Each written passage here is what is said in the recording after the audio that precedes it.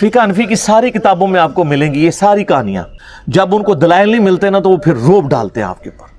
چاہے وہ قاضی ثناء اللہ پانی پتی ہوں، خواہ وہ صاحب در مختار ہوں، صاحب رد المختار ہوں، یہ سب لوگ یہ کہانی لکھتے آئے ہیں اور ان کی تو کوئی حیثیت نہیں ہے. ان سب کے بڑے بزرگ جو ہیں شیخ احمد سرہندی المعروف مجدد الافسانی، جنہوں نے خود ہی اپنے آپ کو مجدد ڈکلیئر کیا اپنی زندگی میں، اور 1000 سال کا، کیونکہ بیچاروں کو حدیثیں تو نہیں پتہ تھی. حدیث میں تو 100 سال کا مجدد ہوتا ہے. سنن ابی داؤد میں حدیث ہے، المستدرک الحاکم میں ہے کہ ہر صدی کے کنارے کے اوپر اللہ تعالیٰ ایک ایسا شخص ضرور بھیجے گا میری امت میں جو دین کی تجدید کرے گا. 100 سال میں ایک. امت کا پہلا مجدد عمر بن عبدالعزیز ہے، المتوفا 101 ہجری، 101 ہجری میں فوت ہوئے 38 سال کی عمر میں. اور آخری جو مجدد ہیں وہ امام محمد بن عبداللہ المہدی ہیں. درمیان میں ہر فرقے کے اپنے ہیں. یہ دو پہ امت متفق ہے اور سنی شیعہ دونوں متفق ہیں. تو مجدد صاحب نے کہا کہ میں 1000 سال کا مجدد ہوں. پھر اپنے مکتوبات میں لکھا کہ مجھے جو اللہ نے شانیں دی ہیں مجھے امید ہے اللہ سے اس کا کچھ حصہ مہدی کو بھی مل جائے گا. کڈی کہانی. اور ہمارے وہ بولے استاد ڈاکٹر اسرار صاحب رحمہ اللہ تعالیٰ، اللہ ان کی غلطیوں سے درگزر فرمائے، وہ بھی کہتے تھے جی مجدد صاحب کی بڑی خدمات ہیں. سر بڑی خدمات بڑے لوگوں کی ہیں، لیکن جو ساتھ کہانیاں یہ کرا کے گئے ہیں وہ مجدد صاحب مکتوبات میں لکھتے ہیں کہ ہمارے بزرگوں نے کشف کے ذریعے دیکھا ہے کہ عیسیٰ ابن مریم جب دنیا میں اتریں گے تو فقہ حنفی کے مطابق عمل کریں گے. کڈی کہانی. پھر ان کو شرم آئی کہ یار یہ میں بات کروں گا تو لوگ کہیں گے کہ ایک پیغمبر کو تم نے اپنے ایک بابے کے نیچے لگا دیا. تو انہوں نے کہا نہیں، وہ ہوگا یہ کہ حضرت عیسیٰ علیہ السلام بھی اجتہاد کریں گے اور ان کا اجتہاد امام حنیفہ سے مل جائے گا. اور بھائی آج کا اجتہاد نہیں امام حنیفہ سے مل سکتا. امام حنیفہ کو یہ پتہ ہی نہیں ہے کہ کیمرہ دنیا میں آ چکا ہے، اس کا شرعی حکم کیا ہے، ٹرین میں نماز کا شرعی حکم کیا ہے، قطبین پہ نماز کا شرعی حکم کیا ہے، چاند پہ کیسے نماز پڑھیں گے. کینگرو نہیں دیکھا ہوا انہوں نے. آج کے کئی مسائل ہیں جو ان کو پتہ ہی نہیں ہے. تو آج کے بھی بعد ماڈرن زمانے میں جو اجتہاد ہے وہ کون سے اجتہاد سے ملے گا. یہ تھی جناب کہانی شریف، بابا شریف. اب آ جائیں صحیح مسلم میں. سر صحیح بخاری مسلم دونوں میں حدیث ہے کہ تم میں عیسیٰ ابن مریم قیامت سے پہلے نزول کریں گے، صلیب کو توڑ دیں گے، خنزیر کو قتل کر دیں گے، جزیہ موقوف کر دیں گے، سب لوگ اسلام قبول کر لیں گے. اور مسلم شریف کے الفاظ ہیں، وہ راوی حدیث کہتا ہے کہ وہ جب دنیا میں اتریں گے تو تمہارے رب کی کتاب اور تمہارے نبی کی سنت کے مطابق تمہیں چلائیں گے. تو وہ کیا ہوں گے؟ علمی کتابی. مرنے سے پہلے اے مسلمان کر لے اس پہ غور. کتابوں کا خدا اور ہے، بابوں کا خدا اور. عیسیٰ ابن مریم کتاب اللہ اور سنت کے مطابق. اور بالکل ٹھیک ہے سر، حجۃ الوداع کا خطبہ بھی یہی ہے. یہ بالکل فٹ ان بیٹھتا ہے. اچھا مزے کی بات ہے کہ حضرت عیسیٰ کے نزول کی حدیثیں تو مسلم شریف سے لے رہے ہیں، اور مسلم شریف میں لکھا ہے کہ انہوں نے امام حنیفہ کا مقلد نہیں ہونا، نبی علیہ السلام کا متبع ہونا ہے. وہ لے نہیں رہے. کیوں نہیں لے رہے؟ اس کی وجہ یہ سر مسلم شریف انہوں نے پڑھی نہیں ہے، کہانیاں پڑھتے رہنے. کیونکہ دیکھ لیں مجدد صاحب بھی کہہ رہے ہیں کہ ہمارے بزرگوں نے دیکھا ہے، وہ بھی کہہ رہے تھے بزرگوں نے دیکھا ہے. ایک بزرگ دوسرے بزرگ کا بتا کے جاتا ہے، وہ اس کا بزرگ، پھر اس طریقے سے یہ چین چلتی جاتی ہے.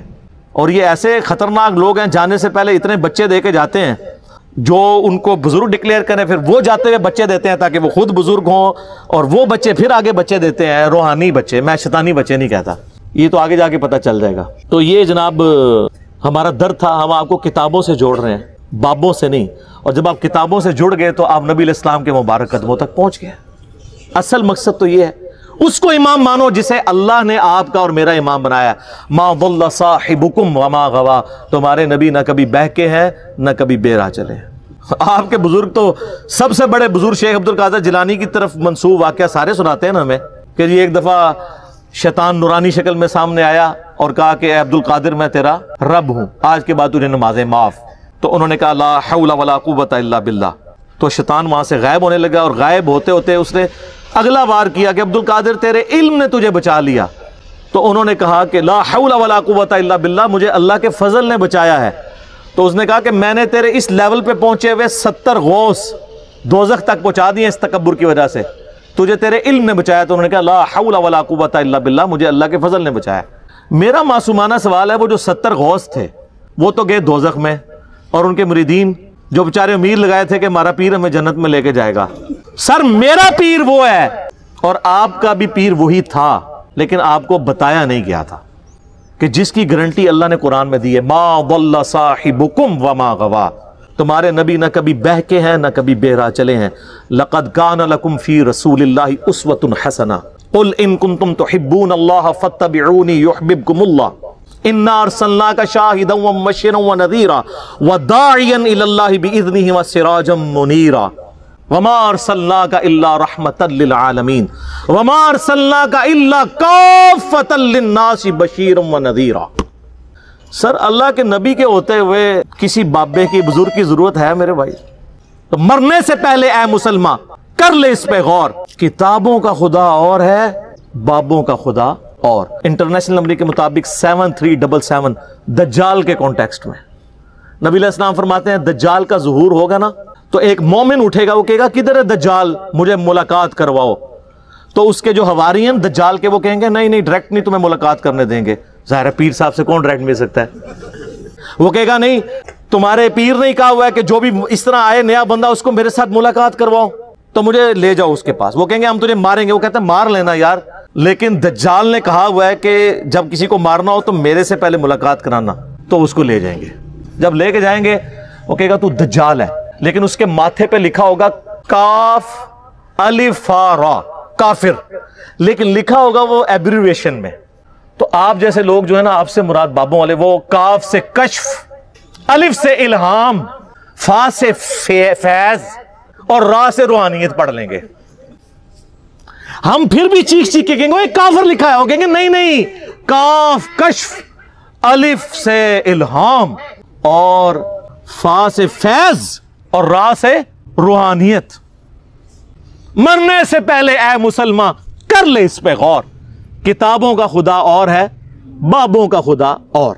تو صحیح مسلم کی اس حدیث میں آگے پھر آتا ہے کہ وہ شیخ کے پاس لے جائیں گے اسے، دجال کے پاس، تو وہ مومن کہے گا تو مسیح دجال ہے، وہ کہے گا میں رب ہوں تیرا، دیکھ میں بارش برسا رہا ہوں، میں سبزہ اگا رہا ہوں، وہ کہے گا میرے نبی کی حدیث مجھے پہنچی ہے تو دجال ہے۔ تو سر یہ مومن کون ہوگا؟ علمی کتابی۔ وہ کہے گا میں تیرے 2 ٹکڑے کروں گا، اور وہ 2 ٹکڑے کر کے ان میں چلے گا، پھر ٹکڑوں کو حکم دے کے پھر زندہ کر لے گا۔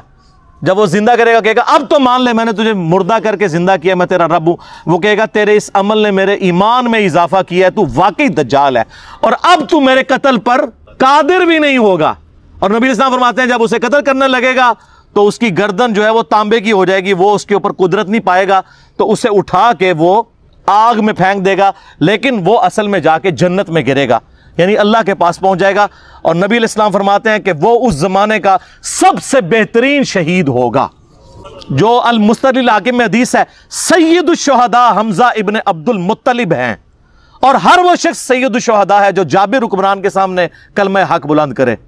اسی لیے ہم امام حسین رضی اللہ تعالیٰ عنہ علیہ السلام کو سید الشہداء کہتے ہیں، اور وہ مومن بھی سید الشہداء ہوگا۔ تو سر ہم پھر بار بار کہہ رہے ہیں کہ مرنے سے پہلے اے مسلمان کر لے اس پہ غور، کتابوں کا خدا اور ہے، بابوں کا خدا اور۔ سورہ یوسف پڑھیں، حضرت یوسف علیہ السلام جو اپنے جیل کے ساتھیوں کو ترغیب دلاتے ہیں وہ یہی ہے کہ اے میرے جیل کے ساتھیوں، یہ چند نام ہیں جو تم نے رکھ لیے ہیں، اللہ نے ان کی کوئی سند نازل نہیں کی ہوئی ہے، آپ نے بھی نام رکھ لیے۔ مرنے سے پہلے اے مسلمان کر لے اس پہ غور، کتابوں کا خدا اور ہے، بابوں کا خدا اور جب یہ غور کر لو تو ایک دفعہ جھوم کے کہنا ہے کیا کہ نہ میں وہابی نہ میں بابی، میں ہوں مسلم علمی کتابی۔